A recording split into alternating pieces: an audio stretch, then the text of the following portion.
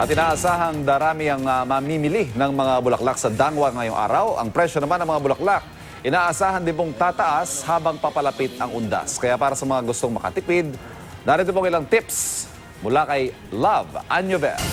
Love.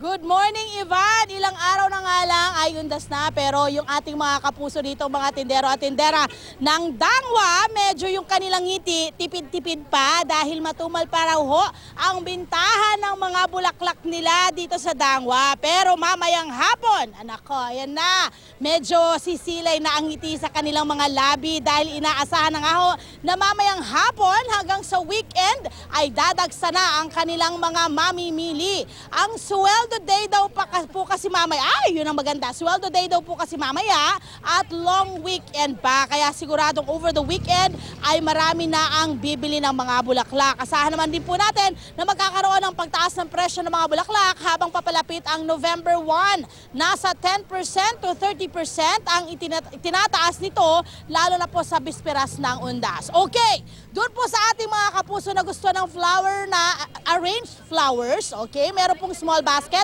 na 300 pesos, round design na 70 to 300 pesos, may flat vase na 600 pesos at wood platform naman na 300 pesos ang kada pagpapa-arrange. Okay, mula po dyan, kung gusto nyo po ng mura-mura naman mga kapuso, nako, kung ako sa inyo, dito po kayo, medyo mag-focus. Kung talagang ang budget po ninyo ay medyo kapos, no? Nandito po yung kanilang mga tropical plant, mga kapuso. Umpisahan po natin dito sa kanilang tinatawag na Olympic lang to, torch, mga kapuso. 20 per stem po ito, mga kapuso. At ang maganda rito, 2 to 3 weeks actually kayang-kaya po niyang tumagal. O di matutuwa sa inyo yung mga mahal ninyo sa buhay, iwanan niyo siya ng ganyan. Okay, next ay tinatawag po nilang aray! Aray ko, ay! Sugat. Ano pala yun? Indonesian wax! Oh, ito rin. 2 to 3 weeks din po yan, mga kapuso. Pero ang ganda, actually ang ganda niya.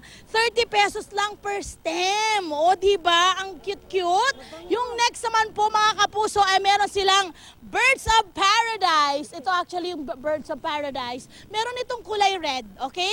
Ito naman po ay 50 pesos per dozen. Kaya din po nitong mag-last ng mga 1 to 2 weeks, okay?